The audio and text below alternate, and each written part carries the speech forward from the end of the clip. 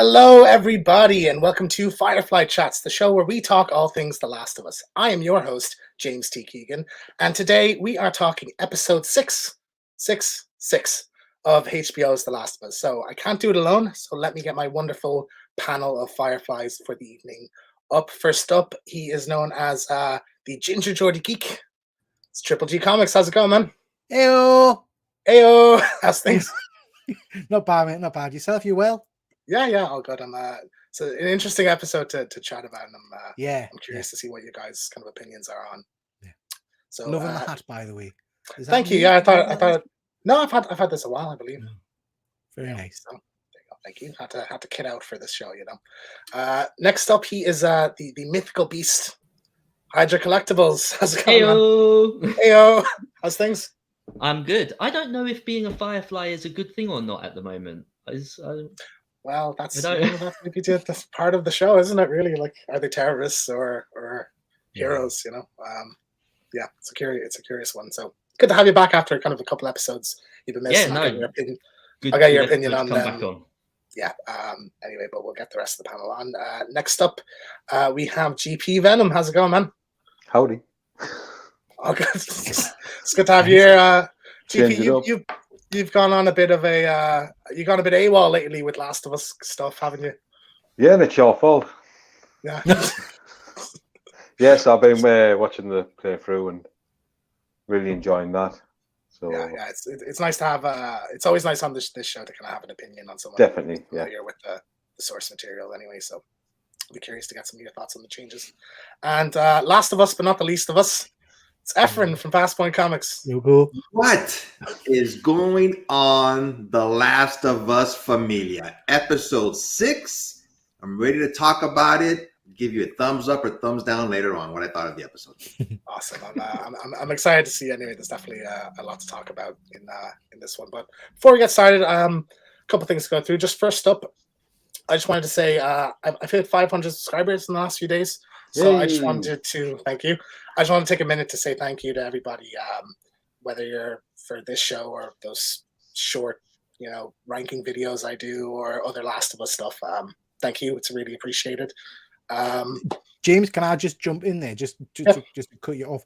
Can I just say that your content is tremendous? So some of your videos, I know when you do your deep dives on your game stuff, is absolutely phenomenal. So that's well deserved. Really pleased for you, mate. You do tremendous work. Yeah, thank you so much, man. Thanks, guys. And Joe, I think honestly, like I wouldn't be at this point where I am now without a lot of you guys and coming onto your shows and you guys coming onto mine. So I do appreciate it, all of you guys. So thanks. So a couple bits of Last of Us news, a little bit less than usual, but The Last of Us is outpacing viewership on House of the Dragon, which I think is kind of insane when you think about it, that it's topping a Game of Thrones property. So yeah, I just kind of thought that was amazing. It's again, we kind of say this every week, but it's sort of crazy to see just how much it's incepted into pop culture, and I think it deserves it 100%. Yeah, both amazing series, mind. House of the Dragon was superb. I still haven't watched that yet. Oh, it's fantastic. Yeah, GP, you should get on that. I would say over the last 12 months, my two favorite shows anyway. So yeah, it's great. And then Efren, you sent me this about an hour ago, or half an hour slide on it already, but there was sort of a funny little mistake in this episode. There's kind of a wide shot where you can see some of the camera crew, and it's kind of reminiscent of other HBO kind of mistakes, like there's a coffee cup in one of the shots in Game of Thrones, or even The Mandalorian, you see a crew member. So I just thought it was kind of funny. I think 7-8 million people watched the show and one person spotted this, so like it's I wouldn't say this was because anything was rushed or anything like that. It's just happens. But you know what, I didn't notice it in the actual show, I don't think, but what a lovely change, considering what we were talking about on Monday, to have some proper practical shots that aren't CGI, green screen, all that kind of crap. It was just that's a lovely scene. And if you got a bit of a cast member's foot in it, who cares? Do you know what I mean? It doesn't matter. Yeah, absolutely. And again, you're absolutely right. It does show that a lot of this is real, And I know, like in episode 1 or 2, I think there was a shot where I said, "Oh, that's a bit green screeny," but I haven't had that issue with any single shot for the rest of the show. So I think it's. I mean, this episode in particular, I'm sure we'll get onto it, had some absolutely stunning scenery. Yeah, it was beautiful. Yeah, definitely. So before we get into the show, Just have a look at the chat. We got StreamYard joining as always. Quack quack. Thank you for joining. And we have Ben joining, the attention-seeking geek. James Cap looks dope. When are you getting your Firefly tattoo? You know what? I think I have 2 tattoos if I ever get one, and one will be a Firefly symbol, and the other one would be like a Nathan Triple Drake J symbol. quote. Yeah. Imagine I just sent you a picture just on my chest. Is looks dope, like a down with the kids kind of phrase that I'm not familiar. Is that good? He's trying to be hip, isn't he? Looks good on text, but let's see it come out of his mouth. All right, so episode 6. As usual, we'll just kind of go and give our kind of overall thoughts without going into too much detail, just like yay or nay on this episode. So Luke, we'll start with you just because you missed the last couple of episodes of this review show. We haven't heard your thoughts on like the Kathleen arc and Henry and Sam. So just the last kind of 3 episodes, what have you kind of thought of the show? Yeah, this show just continues to blow me away. This show is absolutely phenomenal, and I love it. I love every second of it. And I think the thing that I love most about it is that I don't know anything about it until I see it in this show. Yeah. Awesome. Okay. Peter, episode 6. Right. It was still brilliant television. I still enjoyed it. I loved the scenery. Like I said earlier, I thought the family drama was really, really nice and well done. Interestingly, at the start of the episode, I didn't like what you call her as much. I'm forgetting her name. Bella Ramsey's character, Ellie. Yeah. I didn't like Ellie as much. I don't know why. I think she was coming across a bit too wise ass for me. But anyway, okay. But yeah, again, a really good episode. A slower pace, I think, than perhaps some of the episodes up till now. Yeah. But it helped a lot, I think, to move the plot forward, and there were some very touching moments in it as well. So again, it was great television. Very good television. I think like episode 4, it's sort of a breather episode for the most part. Yeah. I think in terms of character development, it's I think the most we've gotten. And in terms of performances, I think Pedro in particular has given, I think, his best. I mean, in this one. We talked a while ago, didn't we, about how I was starting to feel like this is one of my favorite TV shows. I have to say, as much as I loved Mandalorian, with the helmet on all the time, you couldn't really tell who it was. Yeah. But Pedro, on the back of the enormous weight of being Nicolas Cage, whatever that movie was, and now this, I think Pedro is one of my favorite actors. I will watch anything with him in. I think he's super. I've always loved him since the Game of Thrones days. When he cemented it. Funny enough, coming out of Wonder Woman, I just said I think he's my favorite actor. But he was the same Grace. Exactly. Yeah, he was the same Grace. His old Donald Trump kind of businessman. Life is good, but it could be better. I thought that was the fun part. Effin, episode 6. I like when they let actors act. Something, not every show has to have like some splash scene in it, to grab everybody's attention. But at the same time, like I said, this episode, I liked it. They let the actors act, but I was expecting something to happen at the same time, But they delved more into each person's personality, and I did like that a lot, especially with the brothers. Very good actors, everybody in this series. Yeah, definitely. I think you're right for the most part. Like, it's a very talky episode, but to be fair, there is a major thing happens at the very end of this, and we'll get into more detail on that later. But absolutely. GP, episode 6. Yeah, so I was really interested going into this episode to see how they would play it all out, because it wasn't as long in the game. Yeah, like they didn't spend as much time in the city, like the township, as it did in this episode, and just the turning point between Ellie and Joel, how their relationship developed in this episode.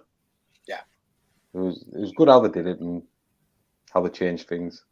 Yeah, I think so. Like one of the scenes in this episode is, I think, probably the most accurate one that they've done. Yeah, and it's a really important one, and I'm happy that they went that route with it.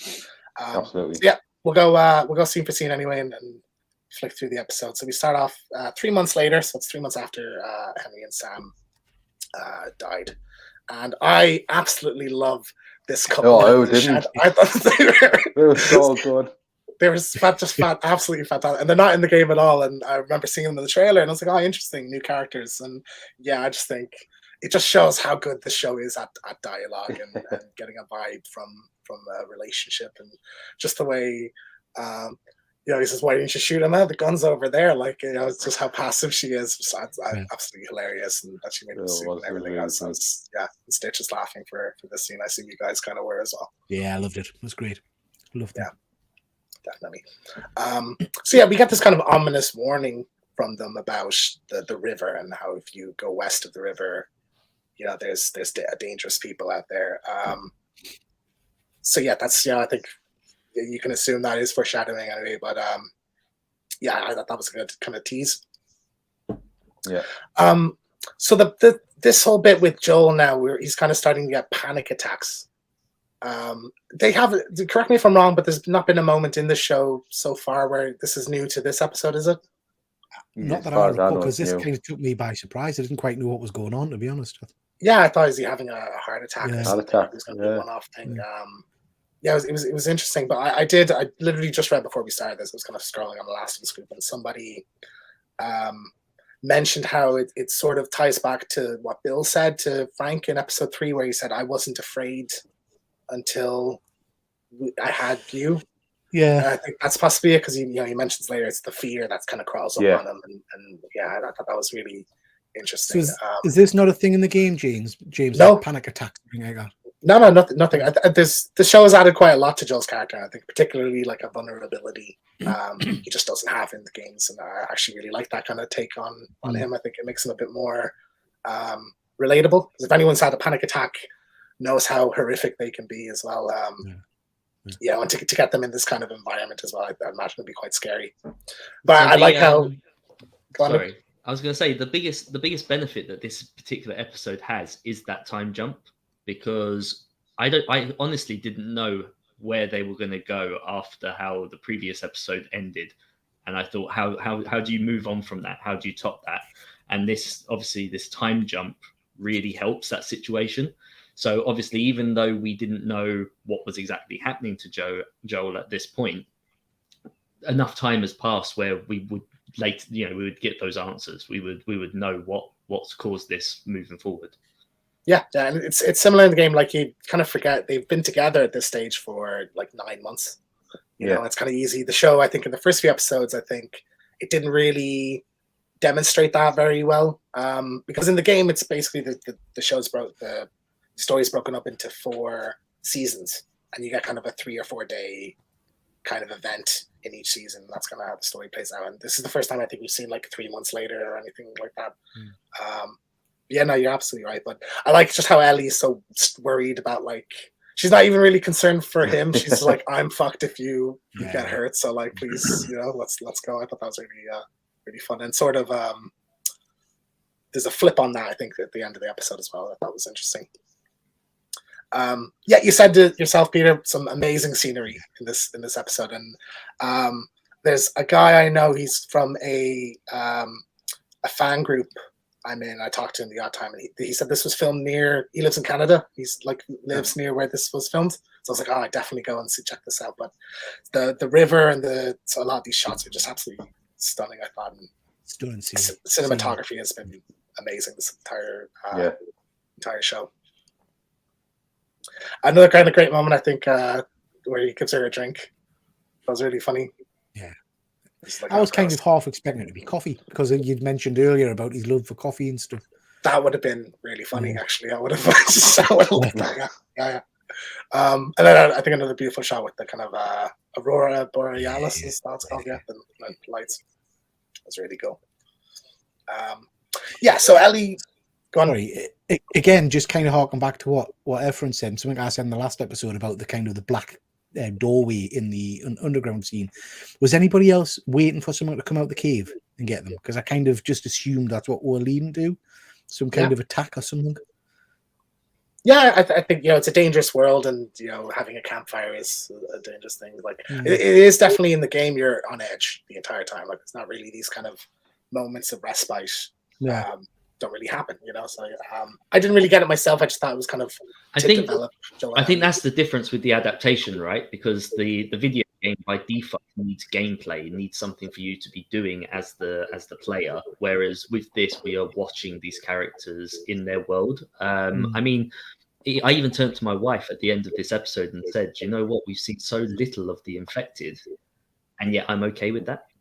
Yeah, because it's not really about them, you know. Like, and that's something I think this show does really well that other kind of series don't, you know. Like a lot of the time in zombie things, the zombies are the interesting part. Yeah. So yeah, Ellie kind of broaches the topic, and I want to get your kind of opinion on this because we've not really talked that much about the prospect of a cure. But she's sort of like saying, "Do you think this is going to work? And what do we do then if it does?" I like how she says "we," and Joel kind of calls her out on it, and she's like, "Oh, okay." But yeah, so do you maybe don't go into too much detail just in case one of you does kind of like accidentally predict what's going to happen, you know, come the end.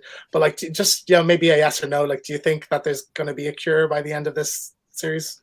So for me, this was the first time during this conversation that they were having where I actually feared what these scientists might actually do to her. Because if you're living in this world and things are that dire, even 20 years later, I don't think just a drop of blood is going to be enough. I think they're going to want to harvest her completely in order to see how this works. They might start with blood, yeah, sure. But then I think it could lead to them having to break out and escape because they want to do more. It's an interesting theory. I think definitely I won't comment on it. I'll say the thing is as well, the goal obviously go to find these doctors. Is all the machinery going to be up to scratch for them to use exactly the blood and I think a lot of the logistical infrastructures, even if they do have the doctors there, the infrastructure's not there now to get this out. I mean, they were looking for a battery for ages. Yeah, exactly. You know, like, how do you mass produce a vaccine? You know, you're considered terrorists to quite a lot of the country. How do you convince people to take it? We've seen lots of pockets of people, like in this episode, the last episode, where really the response is shoot first to protect yourself. So you wander up with your little medical bag and, hey, I've got the cure. Bang. Do you know what I mean? It's kind of... So, James, sorry to just go back to the previous episode, but because I wasn't on with you guys to discuss it, I genuinely thought that Sam was going to be the same as her, because when his brother Henry was saying like Super Sam and everything else, and then even when the woman that was hunting after them said like, why do you think he's special? Why do you think we should keep him alive? Maybe he should just die. I thought maybe he was the same as Ellie, and I thought we were going to see that maybe there is a small but still a lot of people that were immune just like her. It obviously didn't play out that way, but that is something that I thought last episode. Yeah, because I think, you know, in quite a lot of cases, you're just shot dead if you're... Like, Ellie detects as being infected and you see a bite on her, and in most cases, people will just be shot on the spot if that happens. So, yeah, potentially there is a lot of you know, resistant people that people don't know about. Like, it's interesting, and I'd be curious to see if the show kind of goes down that road later on, maybe. I love this line as well. There's so many, like, sort of, Joel has this almost like sardonic kind of wish to him, just like sheep, they're quiet and they do what they're told. I thought that was that just made me kind of laugh. He's like the grumpy old man. That's really good. And yeah, Ellie kind of, this has been briefly mentioned in kind of other episodes, but Ellie has like this interest in kind of, you know, space. Like, you know, she's a fan of the sci-fi franchise, the comic book series, and, you know, she loves astronauts. And I think that's a really interesting aspect, like to think about how it's a thing that people used to do and they just can't anymore. Like, and you'll probably never get back to that. I thought that was it's a really fascinating kind of thing. It was like in episode 3 when she's seeing the crashed plane. Yeah, exactly. Like, so fascinated by it because she's never seen one. Yeah, absolutely. There's a lot of moments like that. The plane, I think, stands out definitely. But yeah, just even like spaceships, like that must be something that's so kind of mind-boggling to her. That people went to the moon. Yeah. And yeah, she confesses to Joel about the trying to save Sam, and it's sort of, it is heartbreaking again that, like, you know, she believes in, like, she's having this kind of moment of doubt, I think, but she believes in herself and she really wanted that to work. Yeah, and unfortunately it didn't. But yeah, Joel kind of reassures her then, you know, if she says they can do it, they can do it.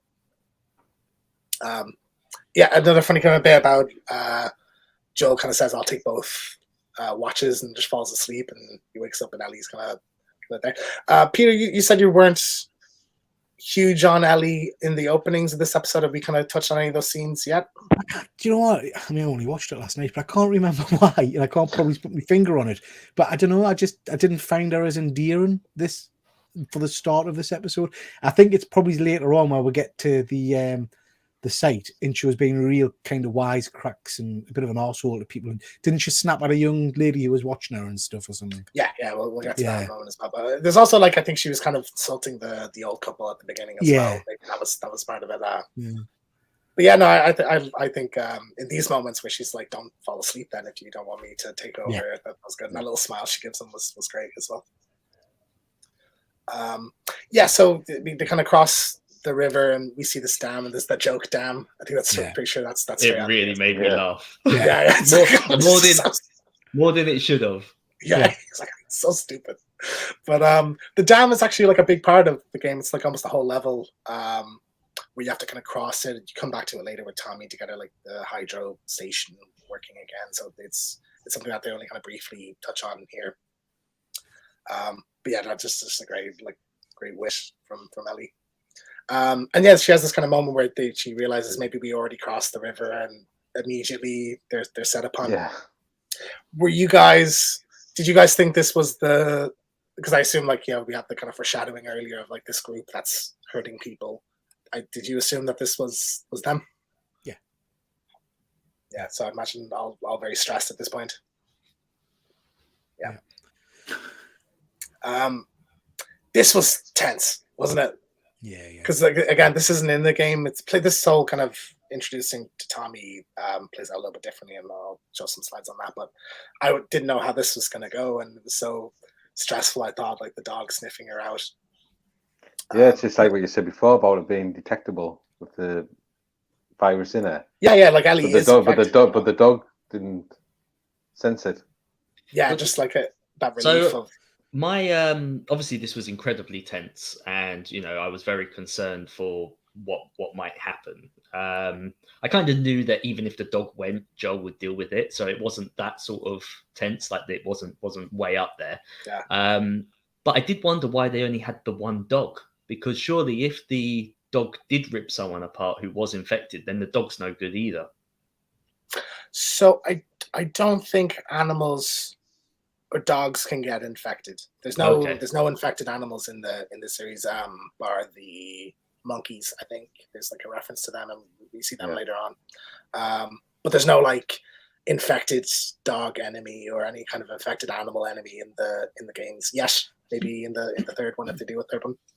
So isn't she infected? I mean, but her immune system fights it off. But she's been bitten, right? She's infected. Yeah. She just doesn't turn. She hasn't turned. So technically, she is infected, but the dog, I guess, didn't smell that she was bitten or something, right? Yeah, like you have in episode 1 when the guy scans her and it comes up red. Goes up, doesn't it? Yeah, exactly. Yeah, so like the dog should have sniffed it out on her, but just didn't. So it's very lucky. But I was like, oh no, and I thought the kind of Joel having his panic attack again was great, and we get kind of reference to this later on as well. Just thinking out loud, right? There are two possibilities here for why she is supposedly immune to this illness, and one of them is that she is full on immunity and her body fights it.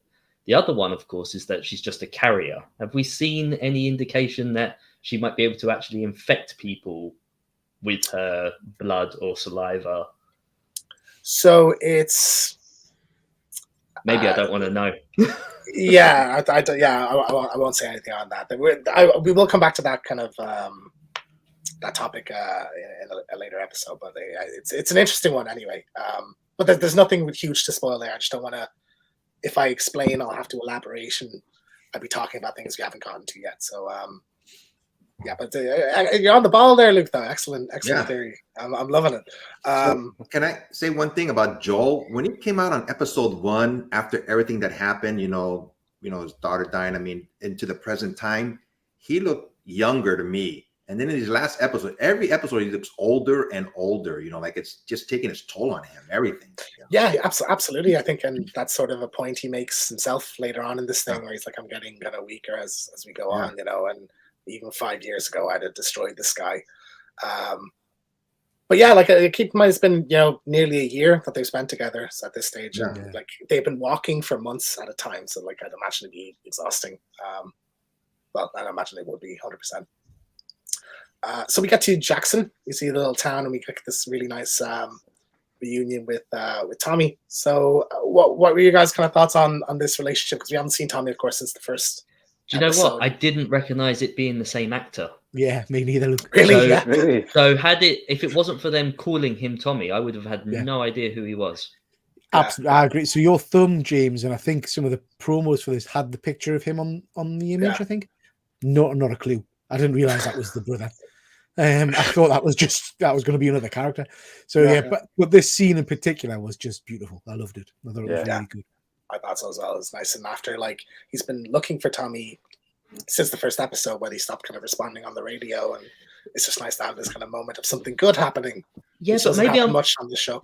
Maybe I'm getting a little bit ahead because I think it is a scene or two later. But I mean, he does then lie to him, so it's not as brotherly connection as you thought it would be. Well, I think it is initially until he kind of sizes up what's happened. But it's interesting that you have the point because this sort of plays out a bit differently in the game. They just kind of stumble on Jackson, and Maria stops them at the door and kind of threatens them, and Tommy comes out and answers and introduces herself as his wife then and there. And Joel doesn't really seem upset about it at all or bitter or anything like that. That's not really an aspect. Like they don't have quite as much conflict in the game as this show has kind of set up. But I think it's an interesting conflict to have here. I mean, to be fair, I would be quite upset with him as well. If I was Joel, because from the moment they've wanted this battery, everything that they've gone through, everything that they've done has all been in the hope of finding his brother, right? And then to find him completely settled in with, happy-go-lucky city, I'd be quite miffed myself. I think I would be as well. And I think the Tommy and Joel, I suppose that actually might be exactly the point because Tommy and Joel don't.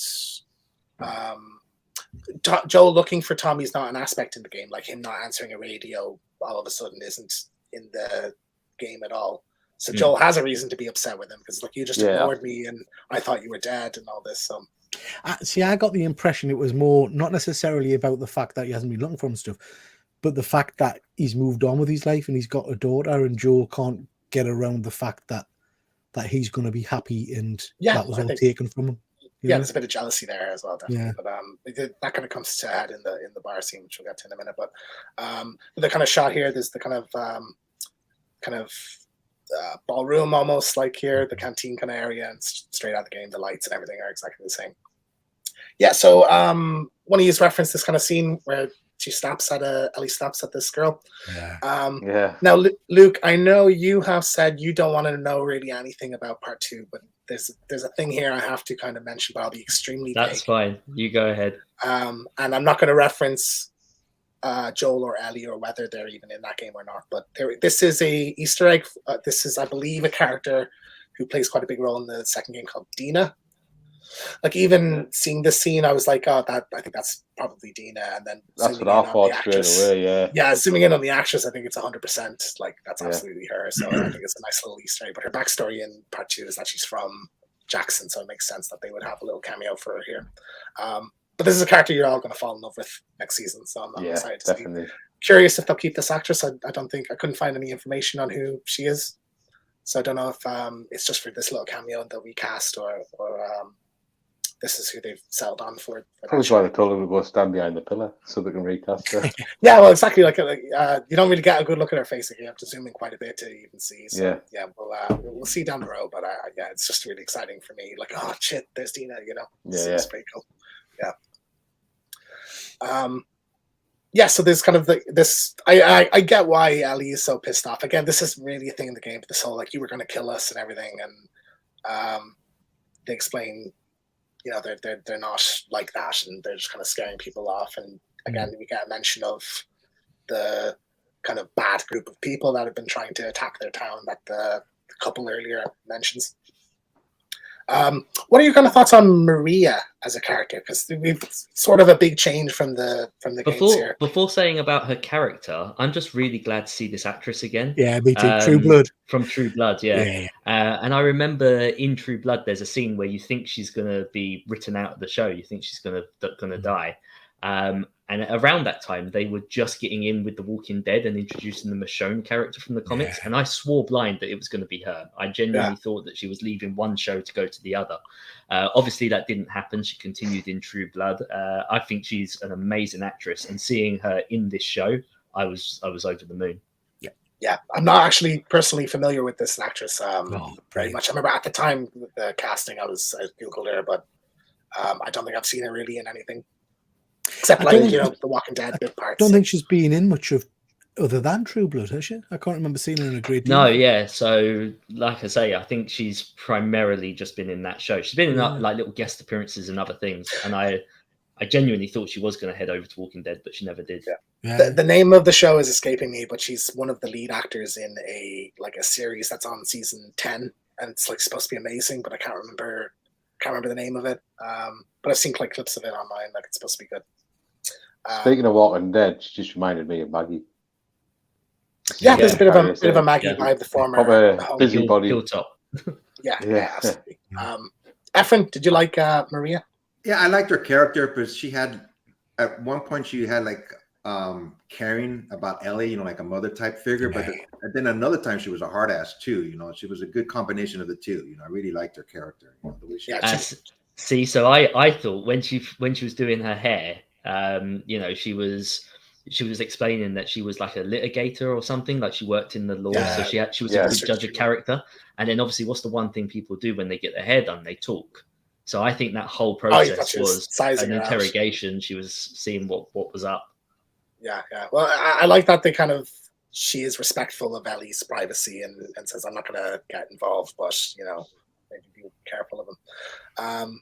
But it's a bit of a change. Maria, they definitely give her more to do in this show. Kind of Ellie scene is off screen in the games. It's only really mentioned that, I was talking to Maria. But in the game, she's sort of just kind of concerned for Tommy and the danger that Joel might put him in. Whereas here they've kind of given her a bit more development, and I think that's really interesting. And I really enjoyed her part in this. GP, any kind of comments on the changes that they made since you've kind of recently gone through? Yeah, like I said at the beginning, I'm glad with the changes they have made. You get to know the characters a bit more better. Fill out the backstory a bit. So because you didn't, like I said, you didn't really see much of Jackson in the game. So it's great to see all that and then putting up the Christmas tree and it's cool to how much the town has actually grew and Yeah, but you see kind of here Joel's kind of I think a bit of jealousy, and he's a bit bitter about this. And the line, the congrats again, this sardonic kind of attitude he has was great, I thought. Yeah, so you said see a bit of Jackson. So again, there's the dam, kind of the hydroelectric thing that they reference. Big part of the game. It's one of there's two sort of action sequences with Tommy. And one is getting the dam working again, and some people attack, and then there's later on a full-on attack of Jackson that they just didn't go for here. But I don't think it really needed it again. Like Luke said, you have to have action sequences in games. You need a few shooting bits, so I think it wasn't really important to the story to have it. But I just thought I'd kind of note that. The communism joke. That was a funny one, wasn't it? Because obviously Tommy's this kind of real red-blooded American. Yeah, he's just horrified at the idea we're a communist. I got a chuckle out of that. So what the other kind of part 2 thing I'll just mention, Shimmer is a horse that the main character in part 2 rides. So I thought that was a nice little kind of Easter egg as well. So it was interesting how Ellie's sort of how upset she gets at Joel kind of leaving her. He's very quick to kind of abandon her here, and I think Billy Ramsey does a really great job of kind of looking pissed off at this. Because again, keep in mind, he's the only person she's really been with for the last 9 months of her life, so I think it's understandable. But we get the kind of bar scene with Joel, and Luke, like you said, he lies to him outright. Why do you think that he kind of doesn't trust him?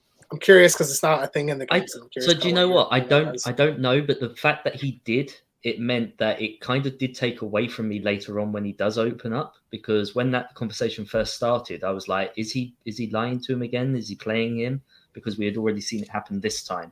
So it took me a couple of seconds to jump on board and appreciate that later scene for what it was, because he had lied in this one.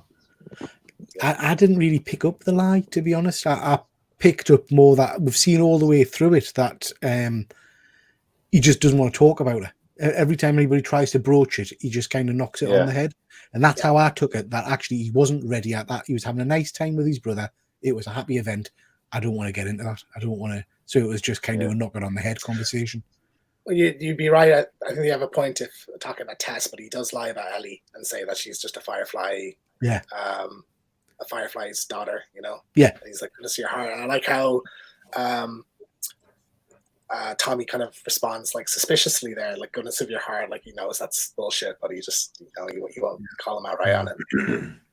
But yeah, Tommy kind of tells them, you know, university in Colorado is where you'll find them. Now you can't go on. They talk again. So like, there's been references to what Joel and Tommy have done in the past, and this is kind of, you know, one of the most overt references to that, where like Tommy's horrified at what they've done and murdering people, you know, things. You know, I did those things to keep us alive. Does this kind of, how does like knowing this affect your like opinion on Joel Efron? It didn't affect my opinion of him at all. I mean, they had to murder people to survive. Everybody has to in this type of world. So, but I think Tommy just feels remorse about it now, probably because of his wife, Maria, where he's living now. Hey, we did wrong, but you did that to survive. I'm not, you know, saying murder's good, you know, but it's either you die or somebody else dies, you know, so they have to do it, you know, to survive. I think these people that live in this communism, like they were saying, it made it seem like none of them had killed anybody, that they asked them if you've killed anybody before, and they let them in if they haven't. Well, I think more so like in the past, you know, it's not even that they've had to kill people. They've like trapped people and murdered them to take their stuff and things like that. Like it's a bit more malicious. Like some of the kind of bad people we've met in this show so far, they used to act like that. I think it, you know, at the time in the game, like you typically play very kind of cookie cutter heroes in games. I thought it was a really nice element to add to Joel. You know, maybe a bit more nuanced, but it sort of shows their kind of different perspectives. Like Joel has no regrets really about it. He said we're alive now because of what we did, and Tommy's like horrified about it. But GP, do you remember? I don't think Tommy and Maria are having a kid in the game. No, I don't think they had a kid, did they? It was never made. I can't remember it being mentioned at all. I don't think so. So it's just that they were married. And I think I understand why you would add that element, because it makes it more justified why Tommy doesn't want to risk his life, you know. Yeah, it shows how bitter Joel is as well. Still about losing Sarah. Yeah, his daughter's gone and Tommy gets everything. Tommy has the wife. A lot of plot point in this. Yeah, absolutely. But I love this line that just because life stopped for you, it doesn't have to stop for exactly. You. That was a great one. Yeah. Any comments on this kind of scene before we move on? I thought it was messed up saying that to him, man.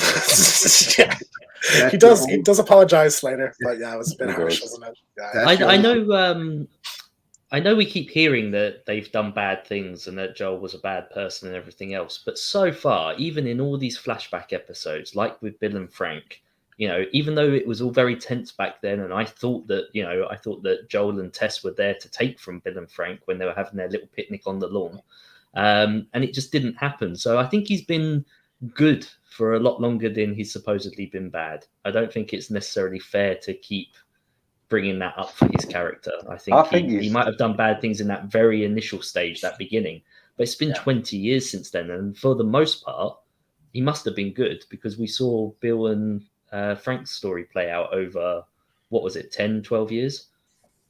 Yeah, exactly. Yeah, I think it was. Yeah, I think he's only bad when he needed to be bad, because it's his dog eat dog world, isn't it? It's like Tess used to calm him down. You're saying that in the first episode when they're going to say, was it Robert?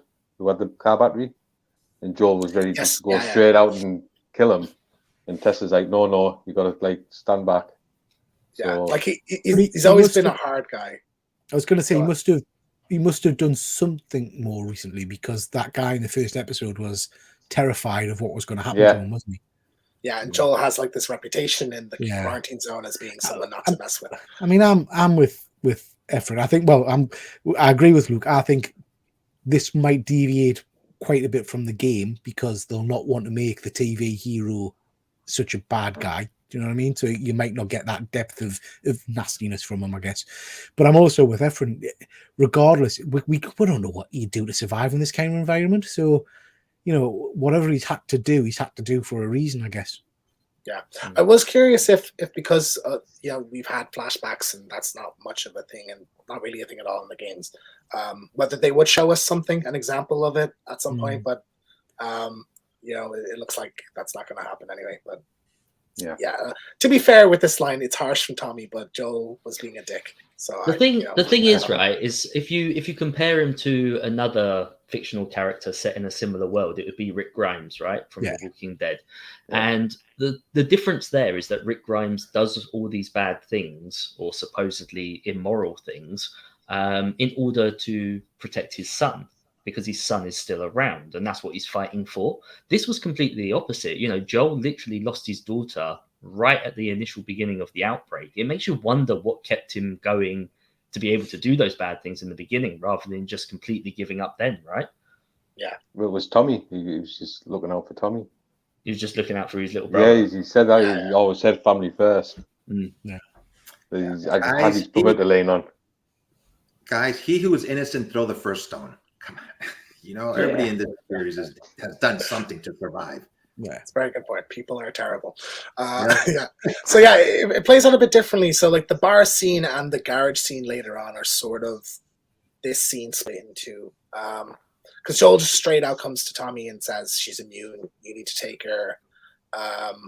And Tommy says, no, I have like a life here now, and I don't want to do it. I don't want to risk that. And that you survived because of me is kind of an element of that. And I brought you the cure for mankind, and you're just going to be the pissy little brother. So they've added more conflict in the show, and I've quite enjoyed it, and particularly that garage scene later, which I'm so excited to get to. But it's curious, but again, and like any change in the show, I get why they did it. I think it's for the best,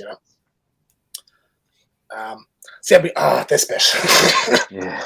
I forgot about this, but this just makes your heart stop as well, doesn't it? Really, when he looks up and sees the girl behind her. Did you think it was gonna like turn around and it was her and she disappear or something, or it's always just the girl that looks like her? I thought he was going to approach her. Yeah, I thought he was going to like grab her shoulder or something. Like give her a hug or something, and yeah. It's like what Peter was saying earlier when he was talking about the Mandalorian and like the mask being covered. This is real acting, these facial expressions. This is so difficult for an actor to do. Like, this is really impressive stuff. Yeah, it says so much without saying a word. It's really amazing. Incredible. So we have this. I'm just gonna put my hand up. I don't know what this thing is. No. I watched this with my wife. At first, I thought it was protection. Yeah. And then my wife said she thinks it's some kind of monthly product to help with that. But I don't know. I think that it was given to her as a little, keep something safe, keep it hidden. Like, no one's going to look up there to find it. If you've got something that you need to keep on your person at all times. Oh, you think that's why it was? Right. Okay, that's interesting. I think it's a storage device, and I think a lot of GP knows exactly what it is. I think a lot of prisoners would know how to use it. It's a femidome. Do you know what? Because I don't have a. It is a femidome, is it? It's a femidome. Okay. There is a line from Maria, and I don't have a screen grab for this, where she says it comes in handy. So you might actually be onto something there, Luke, that you'll use this later on. Actually, I think that's kind of interesting. But I just love how she says it. Gross. I think prisoners call it suitcasing, but I'll say no more. Okay. Ladies, if we have any ladies in the audience tonight, if you jump in the chat there and let us know. Or prisoners. Yeah, They or prisoners. Suitcasing. So yeah, just in the comparison, just the costume design of the show has been so great and so faithful to the games as well. It's the exact hoodie that she has in the sequence. Yeah. So that was really great. I like to call it the ice cream hoodie. Looks like a Neapolitan ice cream. It does, doesn't it? Yeah. It does, yeah. You can buy this hoodie. I know that there's an official Last of Us one. And yeah, I've seen some cosplayers at Comic Cons wearing this with the backpack and everything. It's cool. Yeah, this kind of tugged on my heartstrings as well. The little memorial for Sarah and her son. I thought that was really nice. But again, this is like a scene that's kind of mentioned in the game, but we don't actually see it. But yeah, Ellie kind of finds out about Sarah, and I'd imagine that would change her kind of perspective on him, and like she now understands why he's kind of so distant from her. I think you know they had moments of bonding, but he's just afraid to get close to her, and I think that kind of puts it in perspective. So Maria, like you said, district attorney. She's like Joel's a bad guy, and justifies Tommy. But and I like this line as well. The people who can betray us are the ones we trust. I thought that was really a really great one. Maria's fantastic in this episode. This is an interesting kind of bit. The little cinema room. It's almost like I could live in this town. I don't know. I couldn't. I typed in the dialogue. What was the movie, Luke? I couldn't pick it out. I know it's Richard Dreyfuss. Yeah, that's what I thought. Yeah, it's definitely Richard Dreyfuss in it.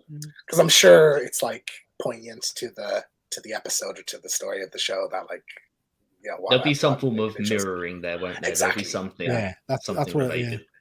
Yeah, but it was interesting because I don't think Ellie's like ever has seen a movie because she's in that like military school, and I don't think it's ever like mentioned that she's watched movies before. But like she just has no interest at all, and she's just more concerned with where's Joel. I thought that was going to play really well here. So we get the garage scene. So I think you may as well save time and just scratch his name on that Emmy now. Yeah, it was tremendous. This was absolutely phenomenal. I think the best like piece of acting we've seen on this show so far. What did you think of this scene, Peter? I'll start with you. I thought it was absolutely stunning. Again, like Luke said earlier, about the facial expressions, the acting was just. It was just heartbroken. I did think, mind, and I get that it's been a year or whatever. It felt like a sudden shift. I understand why he did it, and I understood he was saying that he was getting old and the panic attacks and all the rest of it. But I was kind of surprised all of a sudden he was initially happy to hand Ellie over. But I thought that in terms of performance was absolutely superb. Absolutely superb. Yeah. I'm just having a look. It's the movie that was playing is something called The Goodbye Girl. So yeah. Okay. Obviously, you're right, GP, it was Richard in it. Yeah. I watched Jaws a lot as a kid. Yeah. But yeah, like I said, it shows like a vulnerability. Like the scene is basically completely new. Like there's nothing like this in the game at all. And I love how Pedro has played this, like how Craig Mason has written this, and how Pedro Pascal plays this. Like he is this kind of hard ass, badass guy. Yeah. But like he's been hiding this the whole time, that he's terrified, and he's the reason he wants to have Tommy take her is because he's afraid he'll get her killed. And I thought that was really just fantastic. Efren, any kind of comments on this scene? Yeah, I mean the only way he can be himself is with his brother. I mean, it finally shows some weakness in him, and you can see why he's having all these panic attacks. It's just taking a toll on him. I mean, from the beginning, from episode 1, when I'm drawing a blank on his girlfriend's name when she died. Tess, that must have just really did him in, but he couldn't show any emotion about that, because he had to keep on going. Just letting his guard down finally with his brother there, that he goes, I'm done. Yeah, definitely. And like he mentions having dreams, and I love that line, like I'm failing in my sleep. I thought it was really a fantastic one. But I'm curious because we do see a few scenes throughout the show of Joel waking up, and I'm curious with this context, if you go back, if that's something that's kind of been teased. Luke, any kind of thoughts on this scene? Yeah, so this, when it comes to Joel and his relationship towards Ellie, I mean, like he's saying, I'm worried that I'm going to get her killed, but we still don't necessarily know if it's because he truly cares for her as an individual, or because he cares about what she represents, the idea of a cure for like the greater good. So I believe that he's obviously gone to his brother, the one person that he can trust, to try and relieve himself of this burden. But I do think that once he finds these people, once he realizes what they might actually want to do to her, like I said earlier in the episode, saying they might want to completely harvest her like as a whole, I think that's when he's going to realize, I care about her as an individual. This is a girl that I need to save. At the moment, it's still very much on the fence. I think we like to watch it and assume that it's because he likes her, but I think it's the responsibility of the world. It's the weight on his shoulders. I think the opposite. I think this is he really only cares about her, and he doesn't really care about the rest of the world. So like his attachment to her is what's caused him to have these panic attacks, because he's afraid of losing her. So that's why he wants Tommy to take her, and just say his goodbyes now.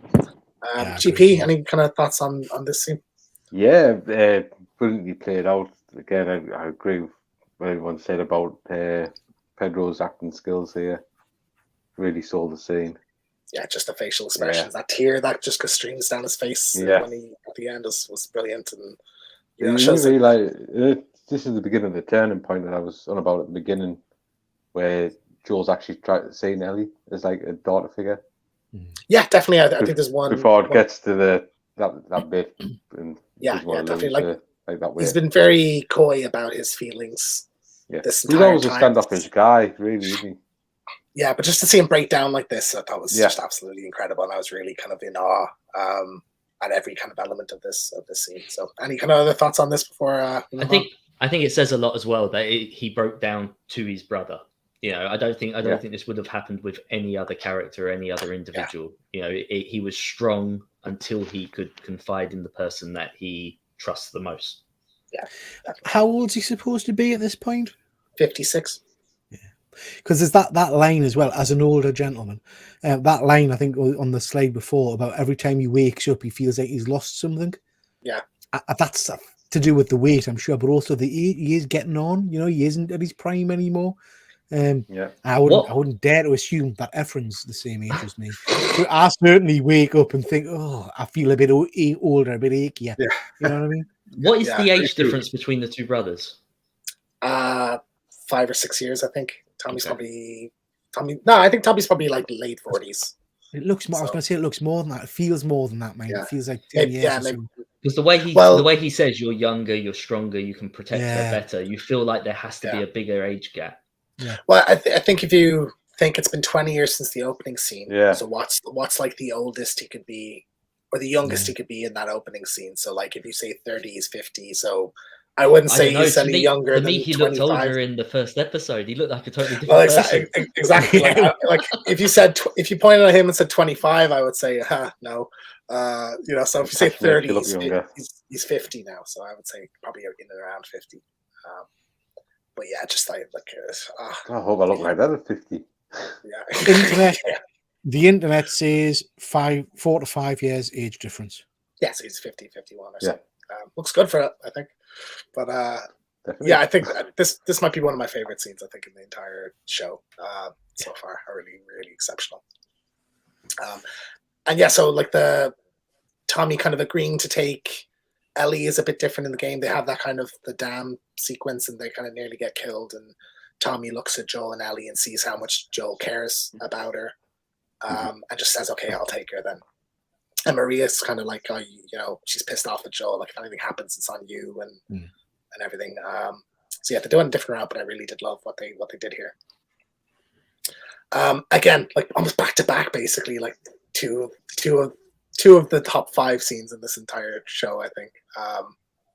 What did you think of this like argument scene? GP, start with you. Yeah, well, it just played scene by scene from the game, really. And I'm glad they kept it like that. To be fair, I couldn't see it being played out any different. Yeah, did we realise that should hurt? I didn't notice that kind of listening or anything like that. So you have the bit in the cinema where she looks at Tommy, so she probably followed Tommy and kind of listened in on it. Like, she obviously didn't hear all of it because it was a very kind of heartfelt confession. Yeah. She just heard bits and pieces, so she's annoyed about that. But yeah, like it is. I got to it pretty much word for word the scene from the game, like even the diary bit and everything. But I think they both play this so well here, and you know, like that kind of there's a hush when Ellie says like I'm not her, you know, and like Joel I think would kill someone else for saying this to him. Yeah, that was a really interesting kind of element. Peter, what are your kind of thoughts on this I scene? loved it. Again, superbly acted. You could feel the pain in every word, I think.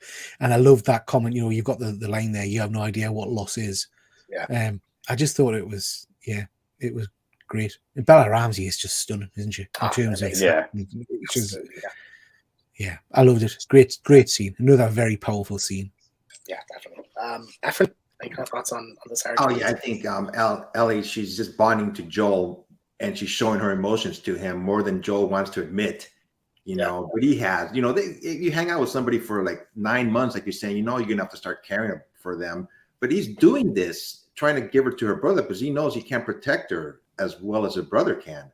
So in a way, he's showing how much I care for you. But you know, obviously, Ella doesn't see it that way. Hey, I want you. You know, whether you like it or not, you know, you're like a dad to me now. You know, it's her like confessing to him how she feels. You know, and it's they've both been very kind of careful. Like obviously, she's careful of getting attached because, like she says, everybody I've ever cared for has died or left me. You know, so yeah, I thought just a beautiful scene. Luke, any kind of thoughts on this? This scene? Yeah, man. Both these actors deserve awards for this. They're phenomenal.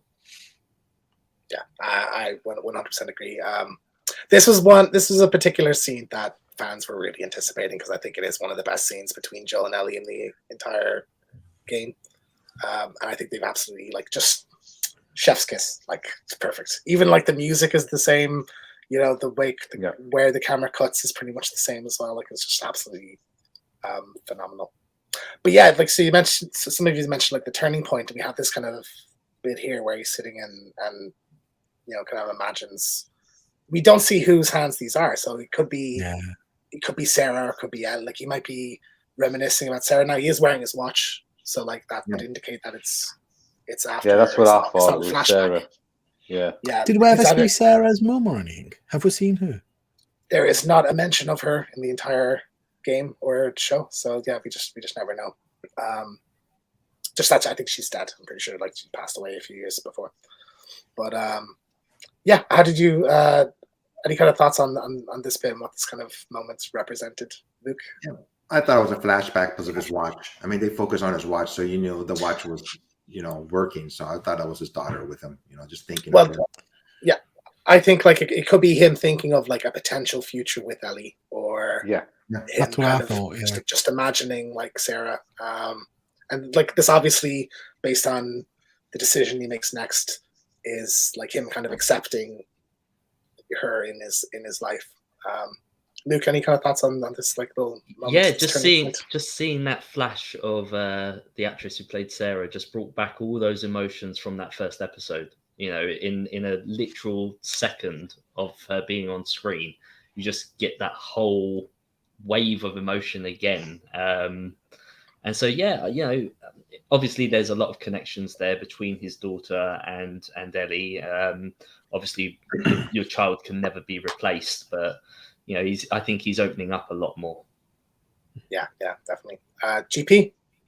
Yeah, I think it's like as he's turning things over in his head, he'd be like, "Would I do this for Sarah?" And he's seen Ellie more as a daughter figure now. Yeah, definitely. Just a fantastic, like a short moment, but I thought a great moment. Yeah, powerful one.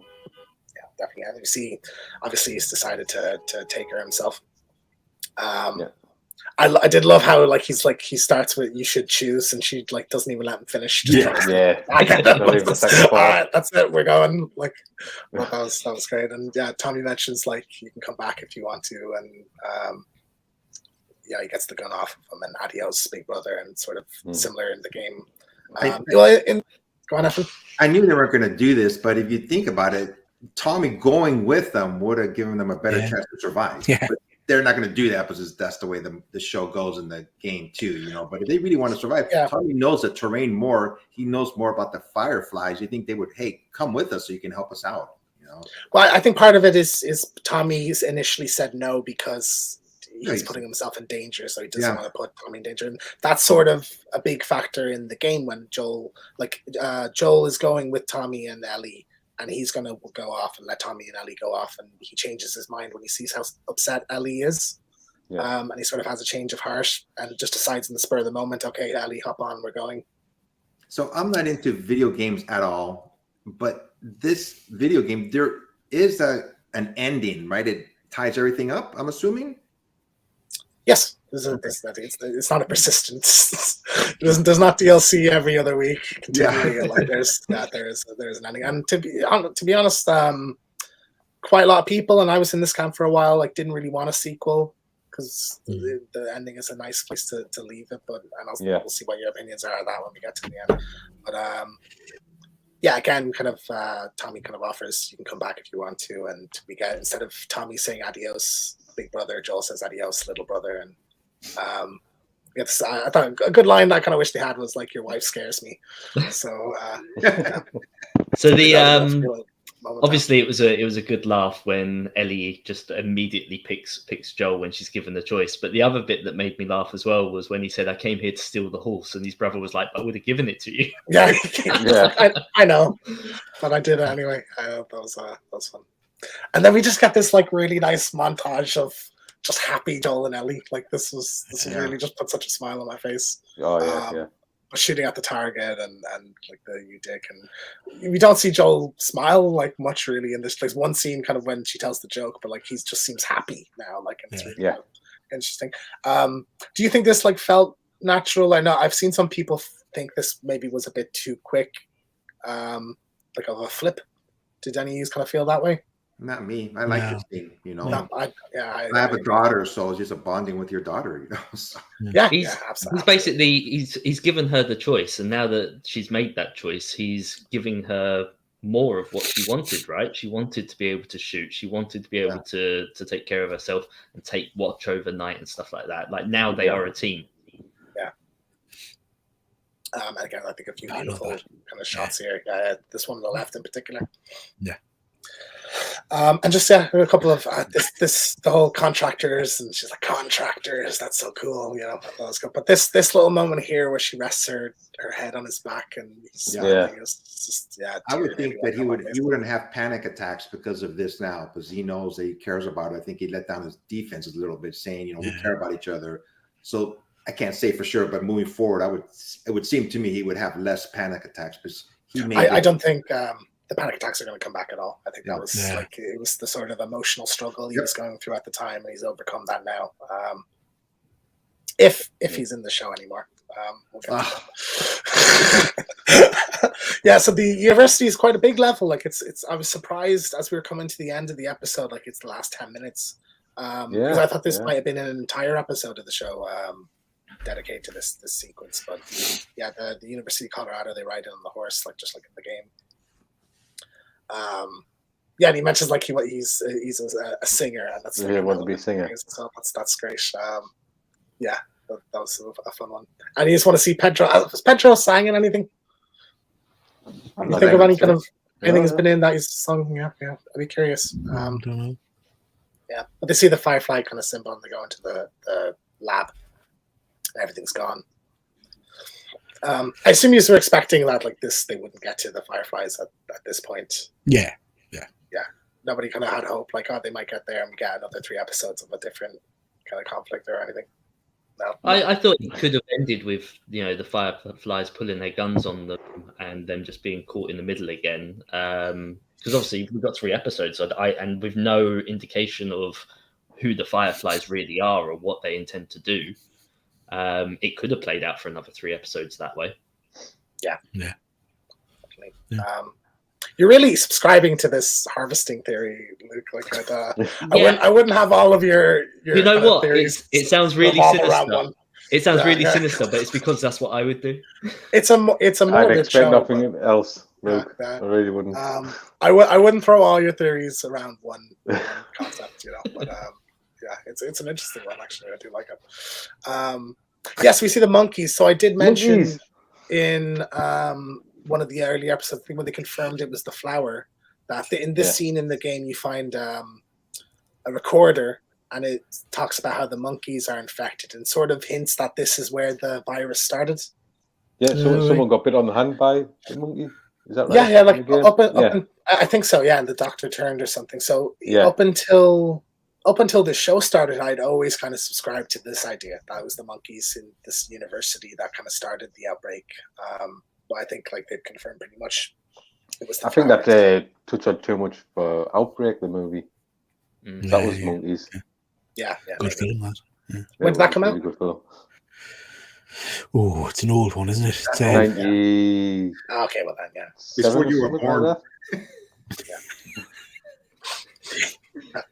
So yeah, we see all the pins lead here. So the Fireflies are obviously back in Salt Lake City. So this is the next destination to get to. But we see kind of some hunters, as they're kind of referred to in the game, kind of outside the building looking around, and they kind of get out and this guy attacks Joel. And yeah, this is like incorporating like a gameplay moment into the story. I think is really great. But like you choke people out and snap their necks a lot. Like it's the main the silent stealth takedown. kind of move, the silent takedown. So we actually have like that on the show. I was actually glad to see this one, James.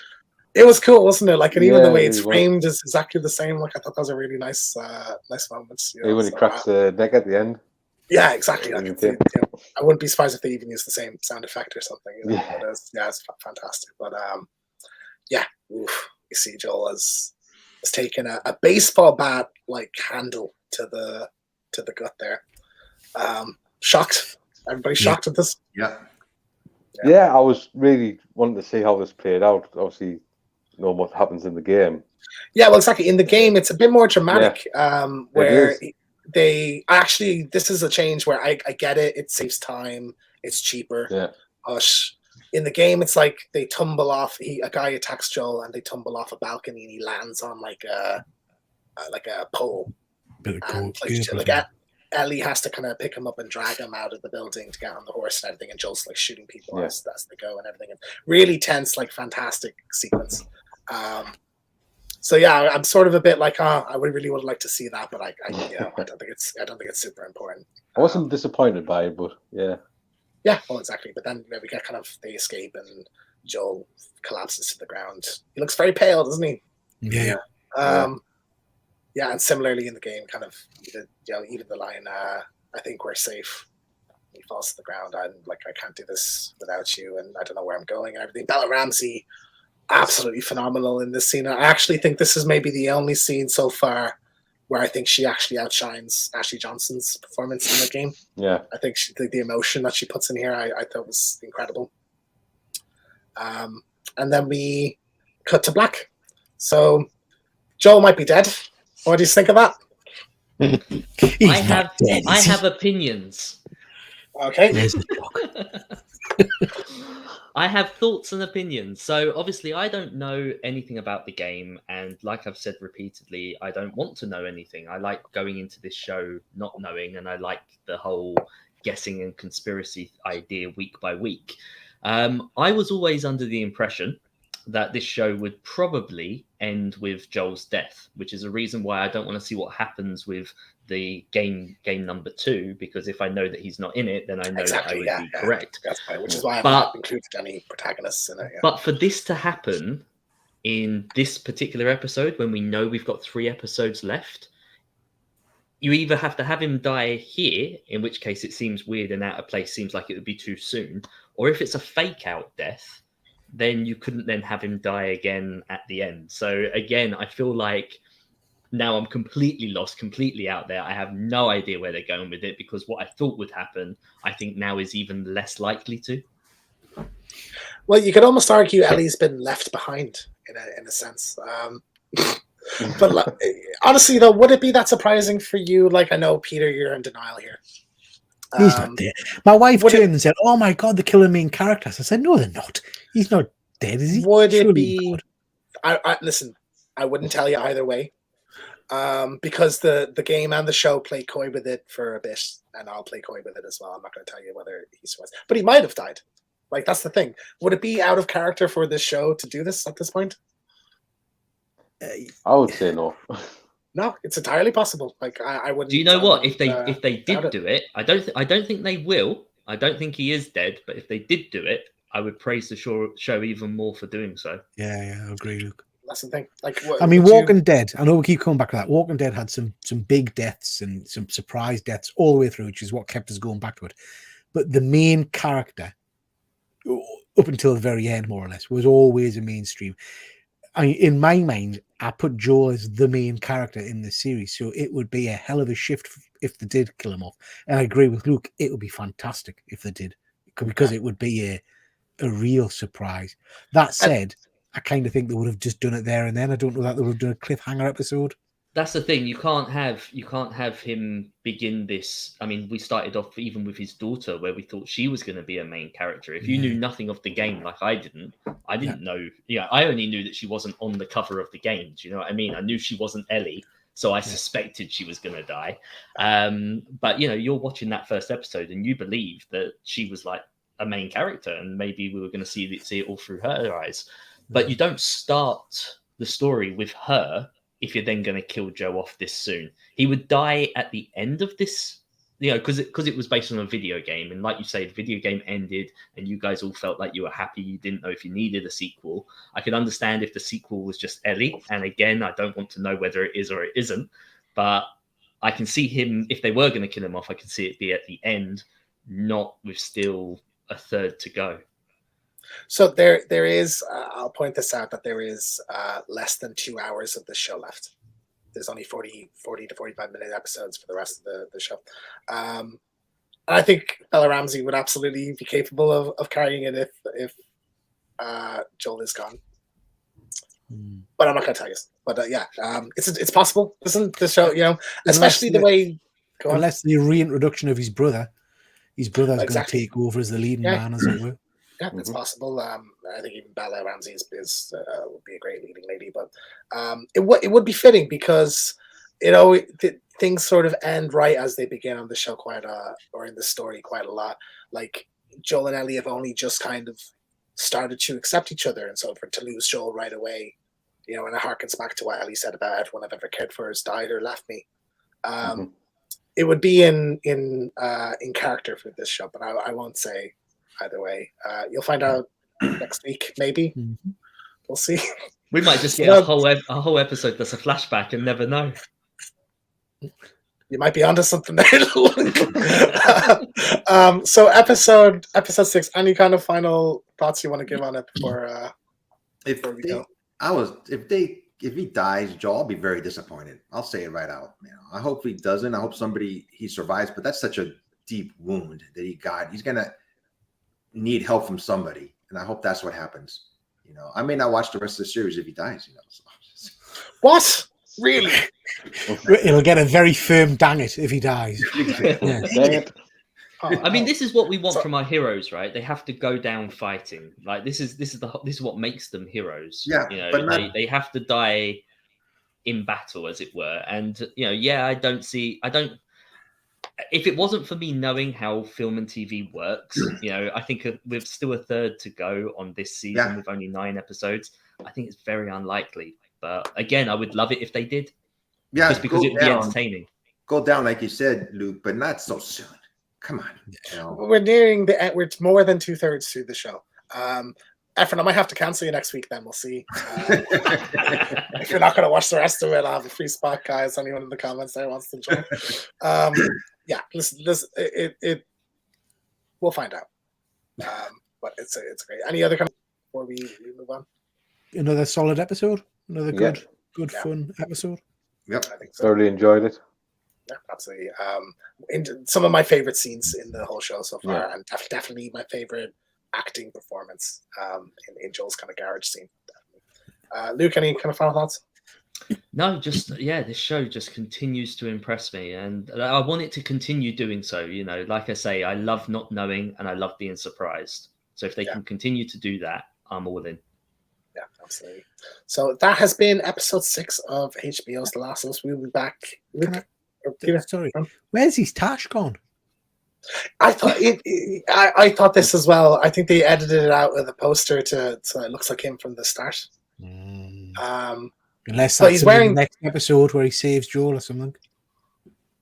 Might be, but next week we will be talking about same time, episode 7, a flashback episode. Is it a flashback? This actually isn't the main game, so this is from a downloadable chapter called Left Behind. So we're going to get an adaptation of that. Really amazing. Really can't wait to see. Is episode 7 a flashback episode? We might not find out about Joel at all. Man. Yeah, they might keep us on suspense for that one, but there's some. Dang there's it! some I wouldn't be shocked literally if there's not if the entire thing is flashback and there's not even a mention. Do you know? Joel. Do you know what though? I did notice the last couple of episodes we didn't get any flashbacks, so it's nice that we're going to get some more. Even if they do dedicate a whole episode to it, you can accept that we didn't then have those. It's a really amazing story, and I'm really excited to see this one play out on screen. And, I'm actually really interested to see how this one plays out. It's going to be excellent. Like this could top episode 3. Like in terms of like portraying a relationship on screen really well. So so we'll be back next week at 8 p.m. If anyone wants to tune in for that. Before we go, we'll check out what's on everyone's channel. Peter, I forgot about this. This is a video that's coming out on Thursday where I'm looking at some of the pickups I got when I was at Thought Bubble Comic Convention many months ago. So this video is looking at the actual physical books I picked up and bought. Right. Awesome, yeah. And we will be talking on Monday about Spider-Man. Yeah, so next Monday we're going to be doing our spotlight on Spider-Man, where we're looking at his history, his media appearances, the merchandise attached to him, and recommending or talking about some of our favorite reads. So I think, Luke, you're joining for that one? I hope so. Yeah, it's a subject I know quite a lot about. Yeah. So that should be a good one, talking all things Spidey. Yeah, I feel like this one will run a bit longer. We're all going to have major opinions on it. Yeah. But it's a great show. Yeah, exactly. Yeah. It's not a good one. Luke? Yeah, so I'm back to doing some long form content. This is part 1 of 2 parts. I'll either upload the second part later this week or next week. The second part includes my good friend here, Mr. Triple G himself. And we are making sense of pence, a subject very close to my heart. And this video is actually going live on my channel in approximately 40 minutes. So if you get a chance, head on over there and check that out. Awesome. And you have an article you wrote recently. Yes, so I also do a weekly article for Go Collect, and this week I wanted to delve back into the world of heroes. You know, before the MCU existed, we had heroes, and I loved this show. You know, a lot of people felt like it lost its way. I genuinely loved all 4 seasons, and yes, I get that it's not perfect, but this is before anything that we now have. You know, this really did help pave the way to the MCU and what we now do. Not remember that X-Men series? I think it was like late 90s. Mutant X. Oh yeah, Mutant X. Cool. You remember that Is it Mutant X or Generation X? No, Mutant X, because they couldn't say Generation X. There was a film, Generation X film. Yeah. Okay. I have a confession. I've never watched it. Heroes is an interesting one to have a chat about at some point, because the first season is tremendous, absolutely tremendous. Yeah, really good. But Luke, it does lose its way. It's a bit like Lost. The article does. I'll let that slide. Yeah. The article does go into more detail about this. You know, the writer's strike gets a lot of blame, but actually there is a lot more to it than that. You know, it was meant to be an anthology series, so the first season was meant to cap it off and begin anew with brand new actors and heroes. But because of the popularity of these actors, the studios chickened out. I got a little smile on my face the other night. I was watching a very good film called Bullet Train. Anybody seen that? Yeah, but the I can't remember the actor's name. He's the train conductor in it. The Chinese gent. Can't remember his name. Oh, Hero. Yeah, Hero. Yeah, he's the train conductor that gives the main character. Okay. All right. So recommend everybody go check that out on Go Collect. Efren. The video series. Yeah, there's a series I just started. It's called Comic Culture, where I just, my take on movies, TV shows, trending stories, anything that catches my eye. And then I also do Market Watch on this part, just showing what books are going for nowadays, like on eBay. And Did you know? Just my short videos. I dropped one today. Just trivia on comic books, basically. You know. So awesome. Yeah, I'd recommend everybody go check that out. And GP, I don't have any thumbnails for you, but you got anything? I forgot to send you something. Yeah. So yeah, I'm doing daily shorts on the GP Venom channel, and I've got a quick review. It's about 3 to 4 minutes long this Friday for Philadelphia Volume 1. Oh yes, okay, very good. So it's 3 to 4 minutes. On the card channel, Let's Go GP, I'm doing shorts every day on there. Nearly 1,000 subscribers on there. Fantastic. So that's amazing. Anybody wants to go over and check that out? Yeah, just shows how effective shorts are at. Really are. If you're not doing shorts, then. Yeah. JC, have you done any of the new Marvel trading cards on that? Yeah. Yet? Yeah. I've just picked up 2 packs. I was going to have a look at them tonight. Some of the cards are really nice in there, Pete. Yeah. Yeah, they're on my channel. That's okay. And the links for all you guys' channels will be in the description down below if anybody wants to check those out. So, ladies and gentlemen, this has been Firefly Chats. Thank you so much for watching, whether live or on the rewind. We'll be back next week at 8 p.m. to talk about episode 7. And remember, when you're lost in the darkness, look for the light, endure and survive. And we'll see you next time.